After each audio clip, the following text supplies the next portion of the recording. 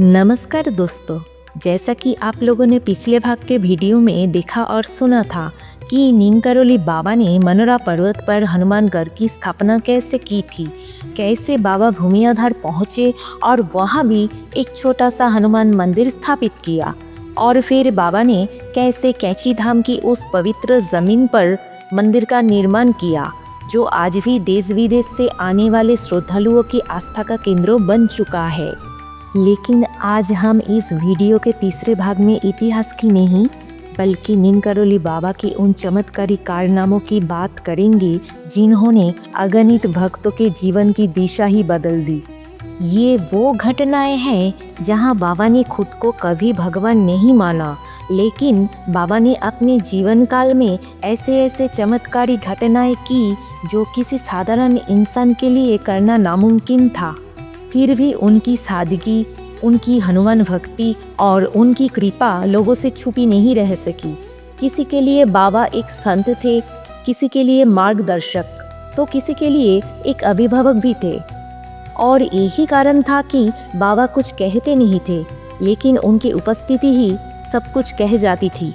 तो आइए दोस्तों, नीम करोली बाबा की उन चमत्कारी कथाओं की ओर बढ़ते हैं जहाँ चमत्कार दिखावे से नहीं बल्कि बाबा की करुणा और कृपा से घटित हुए। ये घटना है उस समय की जब नीम करोली बाबा को एक साधारण यात्री समझकर ट्रेन से उतार दिया गया था। लेकिन उसके बाद जो हुआ वो चमत्कार नहीं बल्कि भगवान की लीला थी। एक बार ऐसा हुआ था कि नीम करोली बाबा एक ट्रेन पकड़कर कहीं जा रहे थे। बाबा के पास पैसे की कमी के कारण उन्होंने ट्रेन का टिकट नहीं ले पाए और बाबा को इसी ट्रेन से जाना उनके लिए ज़रूरी था, इसलिए उन्होंने बिना टिकट के ट्रेन में बैठ गए। ट्रेन कुछ देर तक चलने के बाद उसी बगी में एक टिकट चेकर आया और बाबा के पास टिकट थे नहीं। फिर भी टिकट चेकर ने बाबा को सीट पर बैठने को बोला और बाबा मुस्कुराते हुए वहाँ पर बैठ भी गए, क्योंकि वो टिकट चेकर बाबा का एक भक्त था। फिर कुछ स्टेशन चलने के बाद उसी ट्रेन पर और एक नया टिकट चेकर आया। जब उन्होंने बाबा के पास आकर टिकट मांगा तब बाबा ने उनको पूरी कहानी सुनाई कि उन्होंने टिकट क्यों नहीं लिया और सीट में किसने बैठने को कहा। लेकिन उस अधिकारी ने बाबा की एक बात भी नहीं सुनी, बल्कि बाबा को अपमान करके ट्रेन से उतरने को कहा गया। बाबा नज़दीकी नीम करोली नाम के स्टेशन पर उतर गए और जाकर एक नीम के पेड़ के नीचे समाधि में बैठ गए। फिर उस ट्रेन को जब स्टेशन से आगे चलाने की कोशिश की जा रही थी तब वो ट्रेन आगे चल ही नहीं पा रही थी। सारे अधिकारी और रेलवे टेक्निकल स्टाफ सब आ गए। सबने अपनी अपनी बुद्धि लगाई, लेकिन ट्रेन वही की वही खड़ी की खड़ी रह गई। फिर इंजीनियर और चीफ इंजीनियर की टीम को बुलाया गया। सबने मिलकर ट्रेन का सब कुछ चेक कर लिया। उन लोगों को कुछ भी फॉल्ट नहीं मिला। फिर भी ट्रेन आगे चल नहीं रहा था। उन सबको समझ में नहीं आ रहा था कि ट्रेन क्यों चल नहीं रहा है। फिर ट्रेन के यात्रियों ने जब देखा कि इतना कोशिश करने के बाद भी ट्रेन नहीं चल रही है तब उन सबको लगा कि शायद बाबा के साथ गलत व्यवहार करने के कारण ही ऐसा हो रहा है कि ट्रेन आगे जा नहीं पा रही है। फिर उन सब यात्रियों ने उस अधिकारी के पास जाकर कहा कि अपने बाबा के साथ गलत व्यवहार करके उन्हें ट्रेन से उतर दिया है, इसीलिए ऐसा हो रहा है।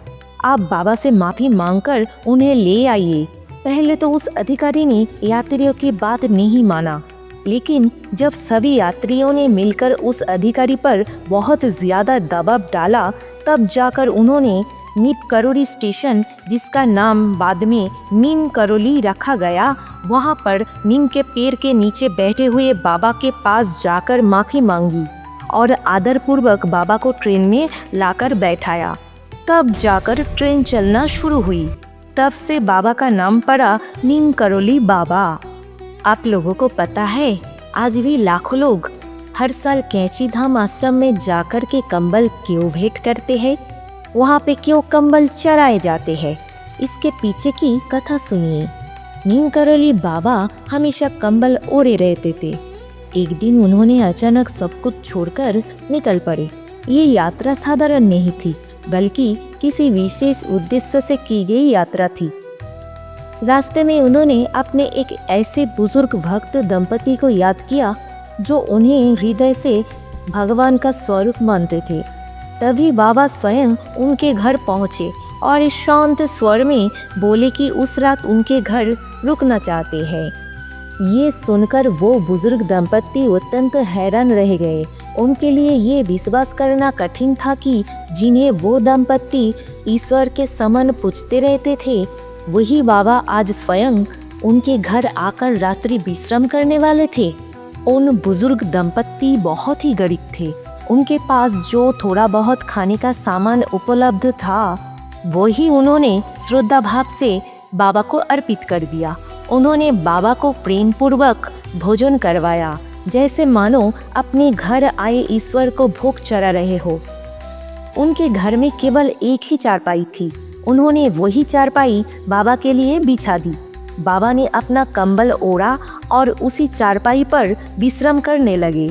फिर स्वयं उन दोनों पति पत्नी जमीन पर सो गए, क्योंकि उनके लिए बाबा का आराम सबसे महत्वपूर्ण था।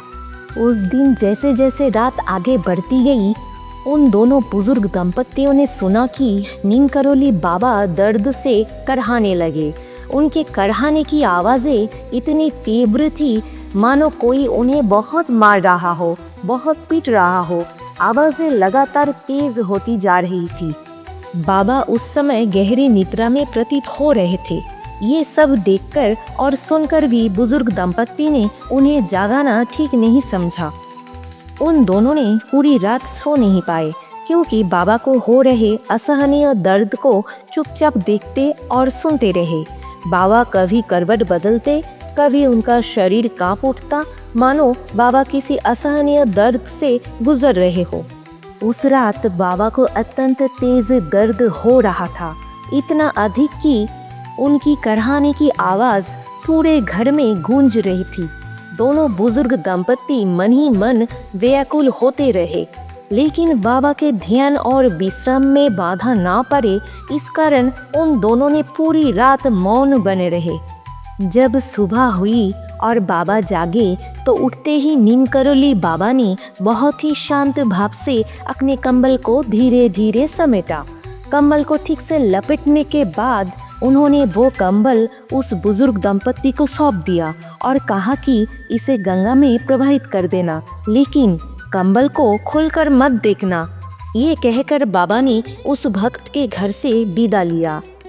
बाबा की ये बात सुनकर दोनों पति पत्नी बहुत हैरान रह गए। कंबल को गंगा में प्रवाहित करने की बात और उसे बिना खोले प्रवाहित करने का निर्देश, दोनों ही बातें उन दोनों को समझ में नहीं आ रही थी। जब उन्होंने कंबल उठाया तो उन्हें वो कंबल असामान्य रूप से बहुत भारी लगा। ऐसा प्रतीत हो रहा था मानो उसके भीतर लोहे जैसा कुछ भरा हुआ हो। फिर भी उन्होंने गुरुदेव की आज्ञा का पालन किया। उन्होंने कंबल को बिना खोले ही गंगा में प्रवाहित कर दिया। कंबल प्रवाहित करते समय उनके मन में एक अजीब सा भाव था, जिसे उन्हें समझ नहीं आ रहा था। कुछ दिनों बाद उसी बुजुर्ग दंपति का बेटा युद्ध से सही सलामत लौट आया। उनके बेटा ब्रिटिश फौज में सैनिक था और उस समय दूसरे विश्व युद्ध के दौरान बर्मा फ्रंट पर तैनात था। युद्ध की स्थिति में उस रात दुश्मन की पूरी फौज ने उसके दल को चारों ओर से घेर लिया था। लगातार पूरी रात गोलीबारी होती रही। उस हमले में लगभग सभी सैनिक मारे गए, लेकिन चमत्कार की बात ये थी कि उस बुजुर्ग दंपति का बेटा जो जवान था, उसको एक भी गोली नहीं लगी। दरअसल ये वही युद्ध की रात थी जिस रात नीम करोली बाबा उस बुजुर्ग दंपति के घर ठहरे थे। उसी रात उन्होंने कंबल से सोते हुए सारी गोलियां अपने ऊपर सहते रहे, जो उस युद्ध की रात को बुजुर्ग दंपति के बेटे को गोली लगने वाली थी। बाद में जब बेटे के सुरक्षित लौट आने पर उनके मुंह से पूरे घटनाक्रम का पता चला, तब जाकर बुजुर्ग दंपत्ति को समझ में आया कि जब उन्होंने कंबल को गंगा में प्रवाहित किया था और उसके भीतर से लोहे जैसी भारी आवाज़ आ रही थी, दरअसल उसी कंबल में वो सारी गोलियां समाई हुई थी जो उस बेटे को नहीं लगी थी। बाबा की झोली ने मानो उन सारी गोलियों को अपने भीतर समेट लिया था। यही कारण है कि आज भी कैंची धाम स्थित मंदिर में श्रद्धालु बड़े विश्वास और प्रेम के साथ बाबा को कंबल अर्पित करते हैं। मान्यता है कि जो भक्त उस मंदिर में बाबा को कंबल चढ़ाता है, बाबा उसका बल कभी कम नहीं होने देते, बल्कि उसका बल निरंतर बढ़ता चला जाता है। तो दोस्तों, इसके साथ आज की ये चमत्कारी कथा यहीं पर समाप्त करती हूँ। बहुत ही जल्द आप सभी के सामने बाबा की अगली दिव्य कथा लेकर भाग 4 में फिर से उपस्थिति होंगी। तब तक आप सबसे विदा लेते हुए यही प्रार्थना करती हूँ कि बाबा की कृपा आप सब पर सदा बनी रहे। अगर बाबा की ये चमत्कारी कहानी अच्छी लगी हो तो वीडियो को लाइक करें। माइथोलॉजी पर आधारित हमारी नई ज्ञान भक्ति कथा चैनल पर यदि भविष्य में भी आप इसी तरह की वीडियो देखना चाहते हैं तो चैनल को ज़रूर सब्सक्राइब करके जाइए। और जाते जाते कमेंट में लिखना ना भूले, जय नीम करोली बाबा।